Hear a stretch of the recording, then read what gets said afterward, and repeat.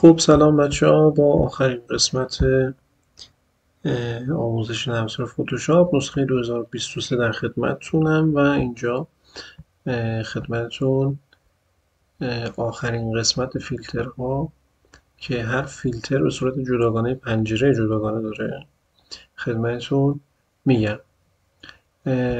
اول کامرا رو میگم خدمتتون.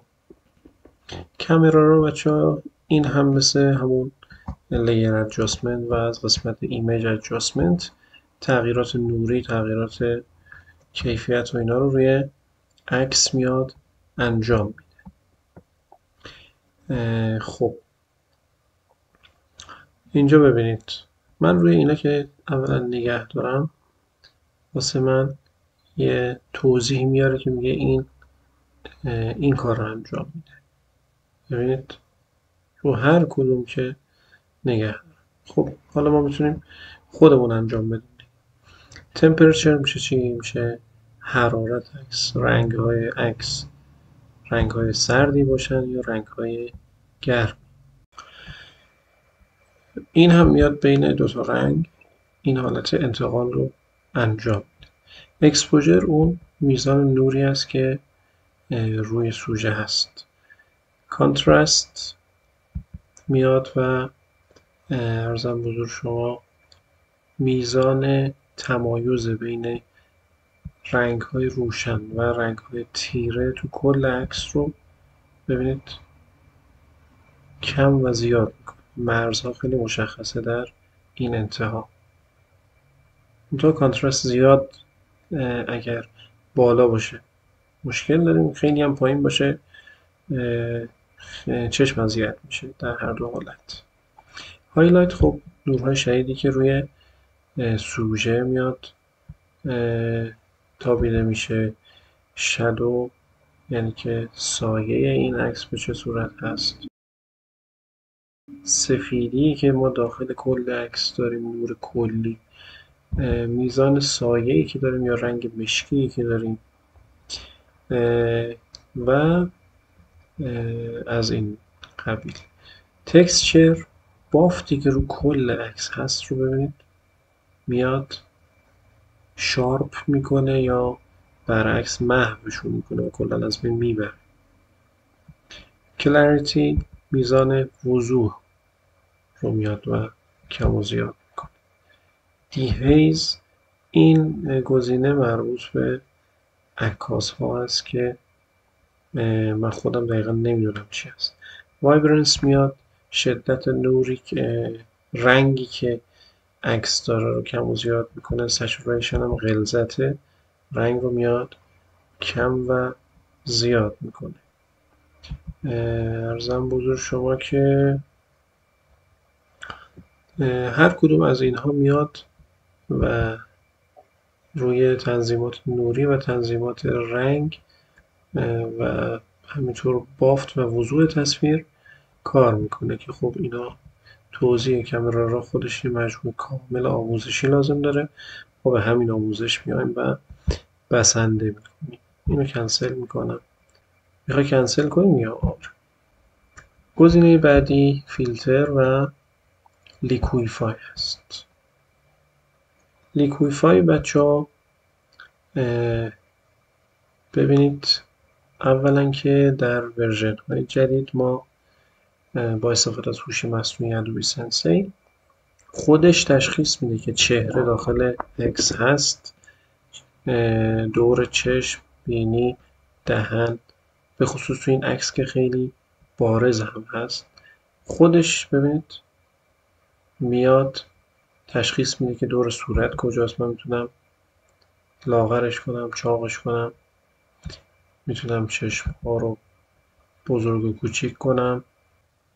میتونیم با دستکاری این ابزاری که اینجا داریم دماغ کوچیک بشه، بزرگ بشه، ارتفاعش یا پهنای دماغ و همینطور چونه، فک، دهن، لبخندش کم و زیاد بشه و کلا میتونیم عکس یک آدم خوشتیپ رو نابود کنید به این صورت. این رو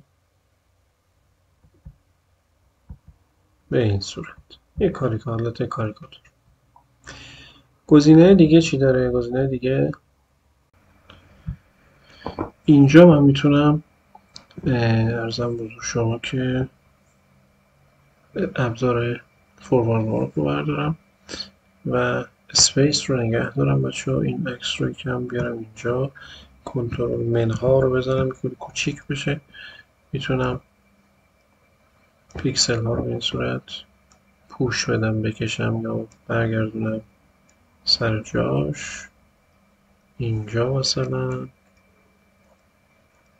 زیادم نباید اتفاق بیفته، خیلی دفرمه بشه. بعدی ریکانستراکت هست. یعنی چی؟ یعنی همون بلایی که ما اینجا با ابزار اولی سرش آوردیم میتونه بیاد یه مقدار اینها رو بیاد برگردونه، یه مقدار تعدیل کنه اون تغییرات رو.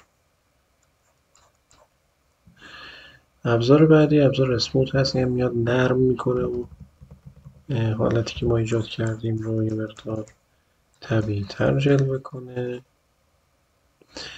این ابزار تویرل هست، میچرخونه به این صورت. ابزار هست ارزم بزرگ شما میبره داخل پیکسل ها رو به این صورت از مرکز، و این یکی میاره بیرون، همون مقعر و محدب کردن رو انجام میده.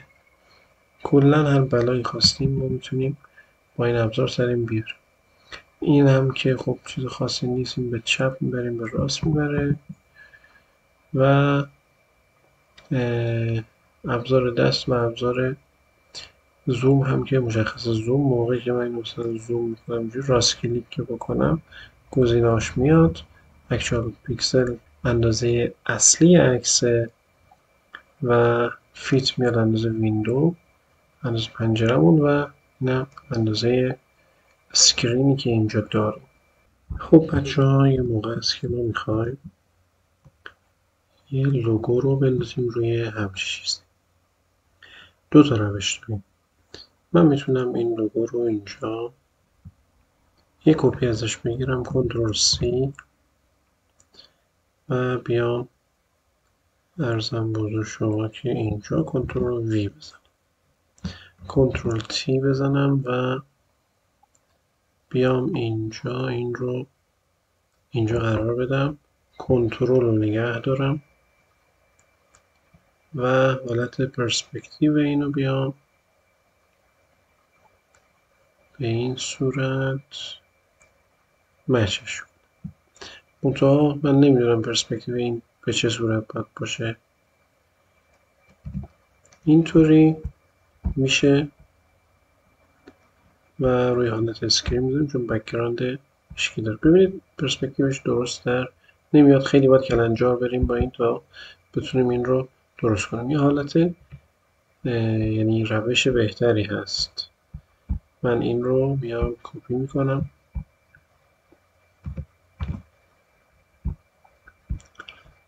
بعد میرم اینجا یه دونه لایه جدید ایجاد میکنم از منوی فیلتر ونیشینگ پوینت.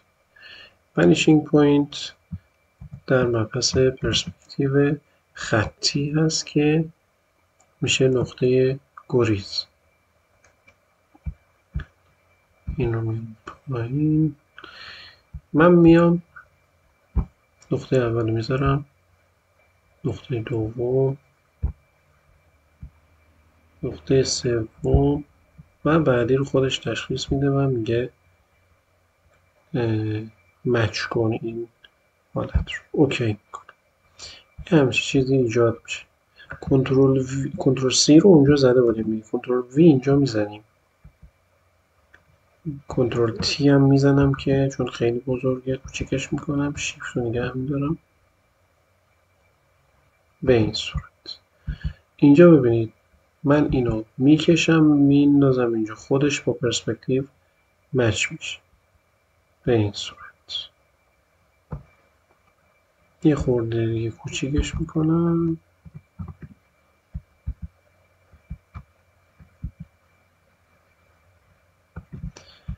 و قرارش میدم اینجا.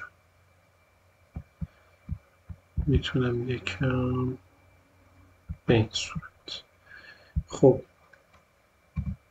اوکیش میکنم و اینجا چون که لایه خالی ایجاد کرده بودم میتونم تغییرات روی این اعمال کنم. اگه روی خودش بود دیگه هیچ کاری نمیشد کرد. خب اینجا میایم و اسکرین رو انتخاب میکنیم، زوم میکنم،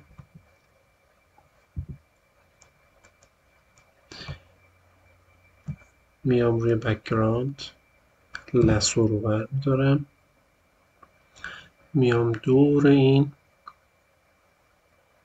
لوگویی که روی خود این ساک دستی هست انتخاب میکنم و شیفت بک اسپیس از کانتنت گزینه کانتنت ایور. اوکی.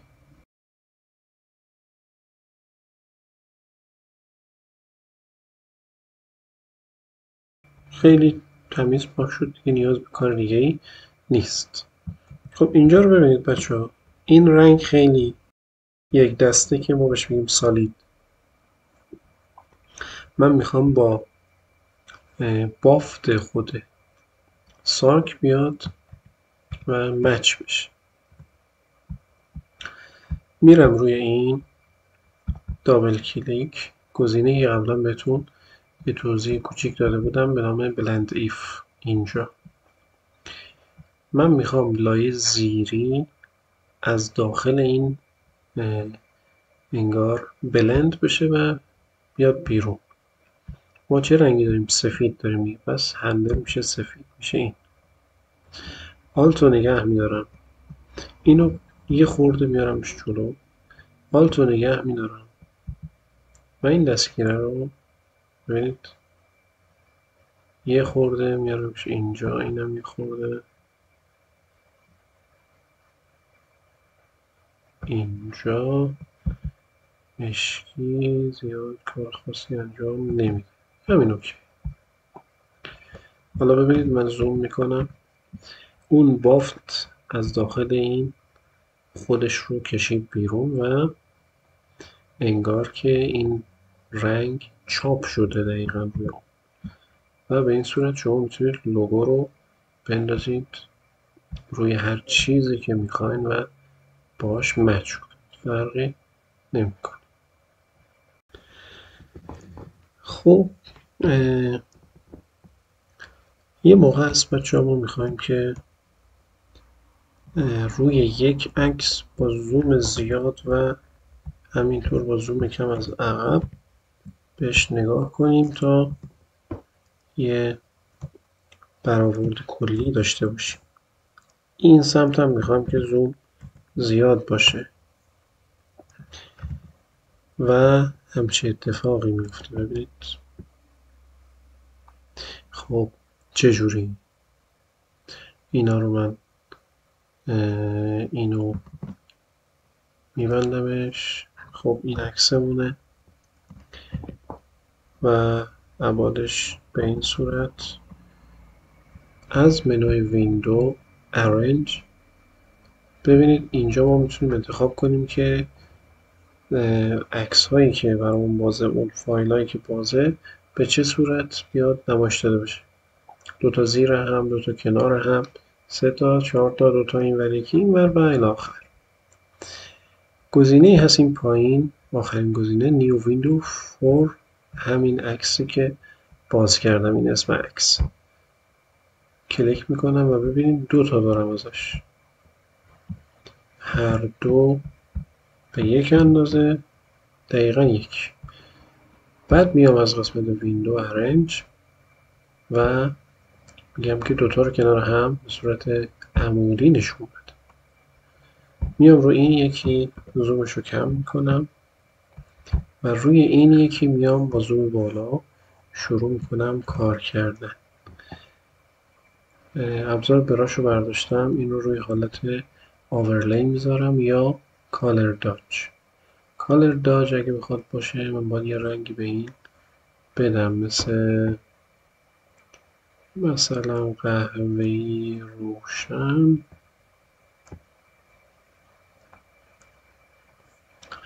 اینجا ببینید من نور رو اینجا انداختم ولی شما اینجا هم میبینید که اعمال شده. یه لایه جدید باز میکنم. کالر تاچه این رو هم بذارم کالر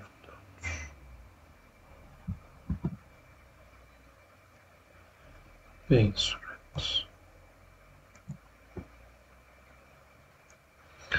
بعد من پاکن رو بردارم و اضافی ها رو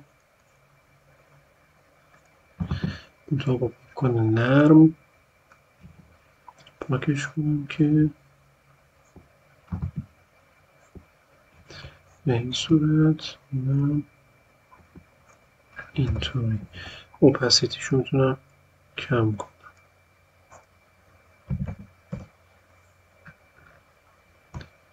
بعد میتونم مثلا یه براش بردارم اینجا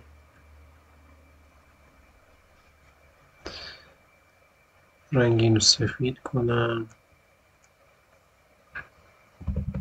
سفیده باید این باشه اوورلی. اینجا میتونم به این صورت بیام رو این یکی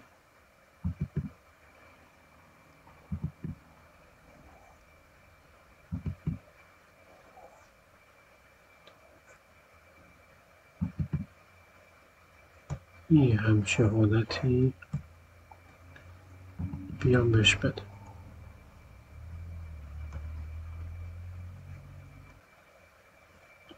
تو موهاش هم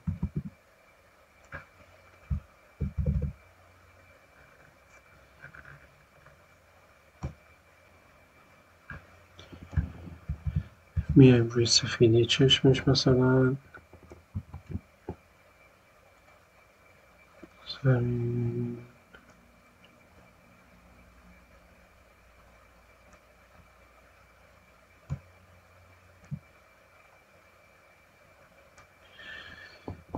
و میبینید که روی هر دو پنجره داره اعمال میشه.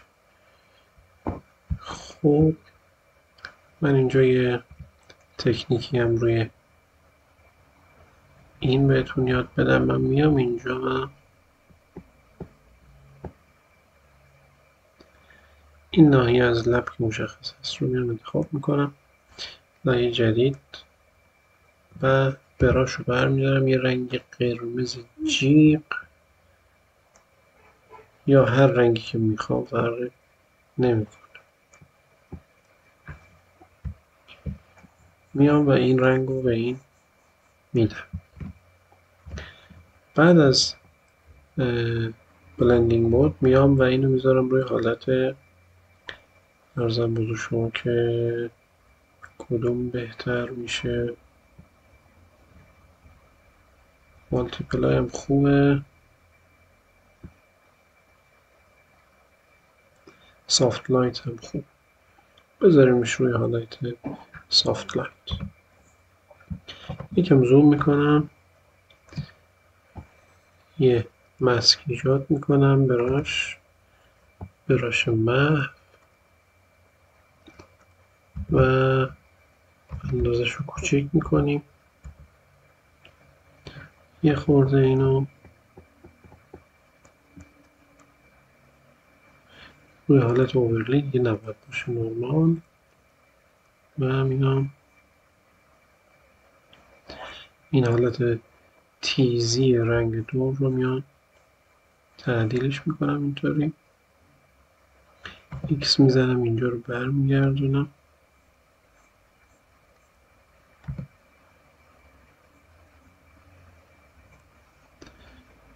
به این صورت.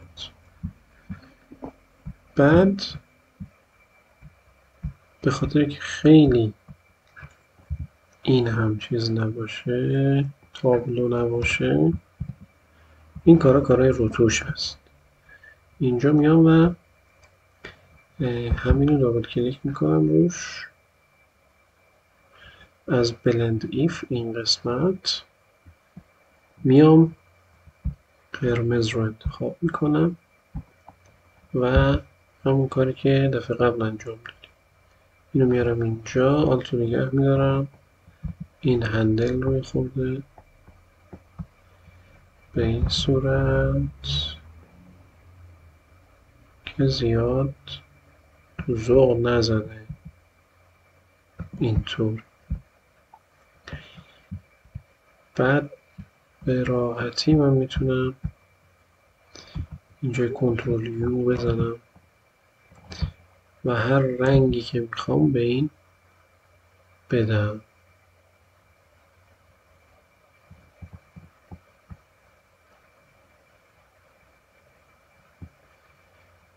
یه خورده ترسناک شد، داره قبول دارم دیگه. جنبه آموزشی و واقعا بلایی خواستیم میتونیم سریم بیاریم. اوپاسیتیش زیاده، یه خورده میام اینا روی 70 میذارم، مثلا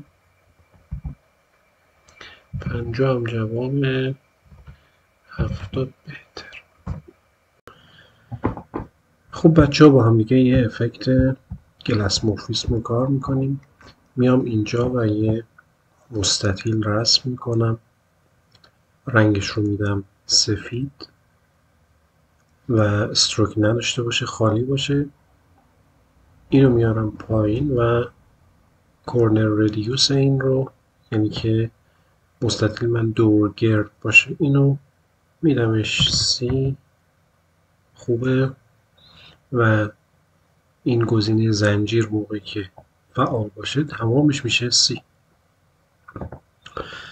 بعد اینجا فیل رو بچه ها میکنم 0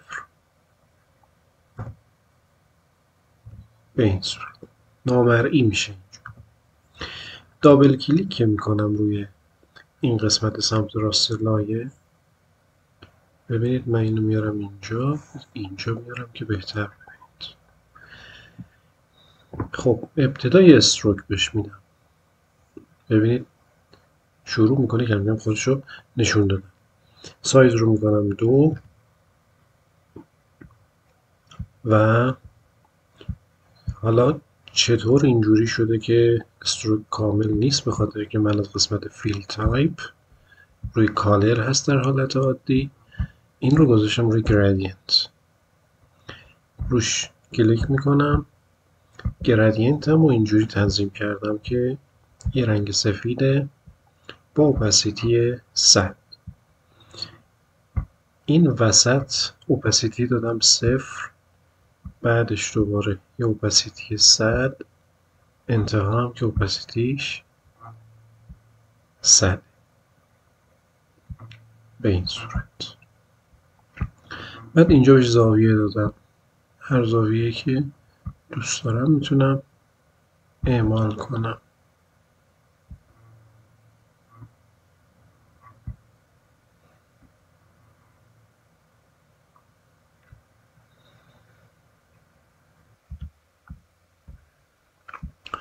خب این خوبه الان و موقعیتش از ارزم به شما خارج باشه، بحث استروک دادنش اینساید به این صورت میشه و اوتساید به این صورت.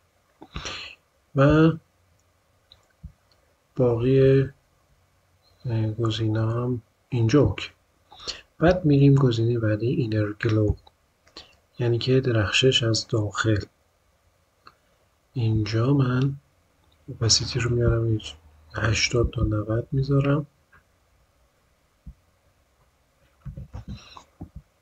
بعد سایز دست خودم میتونم زیادش کنم، میتونم کمش کنم. میذارمش روی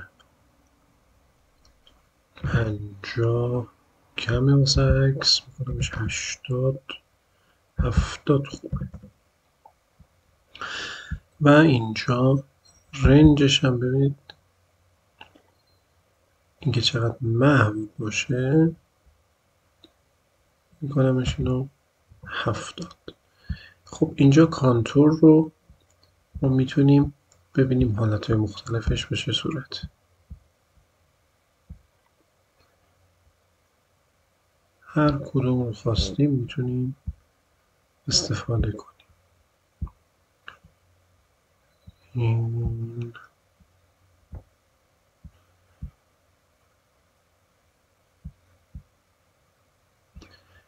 اینم بد نیست، اینم بد نیست. منتها میایم این رو انتخاب میکنیم، رنجش رو کمتر میکنم، میذارمش 50. نه باید بیشتر بشه، 80.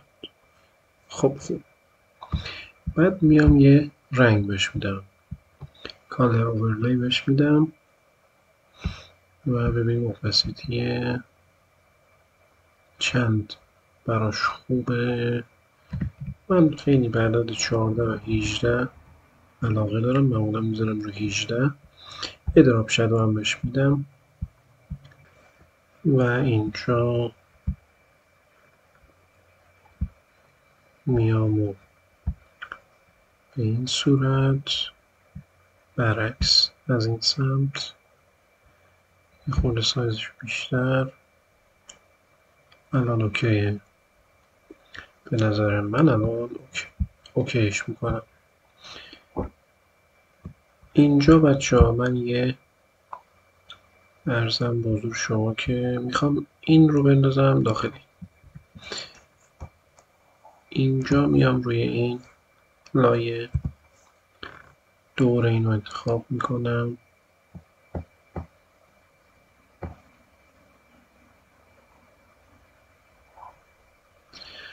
و کنترل جی، کنترل شیفت و کروشه ارزم بزرگ شما باز رو میارم این بالا، مخفیش میکنم، کنترل رو نگه میدارم، روش کلیک میکنم و میرم روی این لایه بک‌گراند، شیفت بک اسپیس و اینتر که به این صورت بیاد پر بشه. بعد اینجا گلاس مورفیسم میارمش اینجا، این رو یه خورده اسکیلش میکنم، کوچیکش میکنم، مثلا اینجا. بعد بلندینگ مودش رو میذارم روی اسکرین که حالت مشکی پشتش دیده نشه به این صورت. خب این ببینیم کجا جاش بهتره. اینجا خوبه، منتها اگه یه مقدار این رو مسک کنم، براش محو یکم بزرگش میکنم، این نوشته رو ما نیاز نداریم.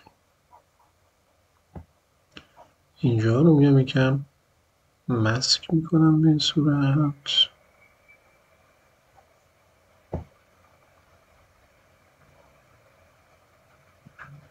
اینطوری. بعد اینجا میام روی رکتنگل. بچه ها اینو یادتون نره، ما اینو رنگ فیلش رو کردیم 0، اینو میکنیمش دوباره 100.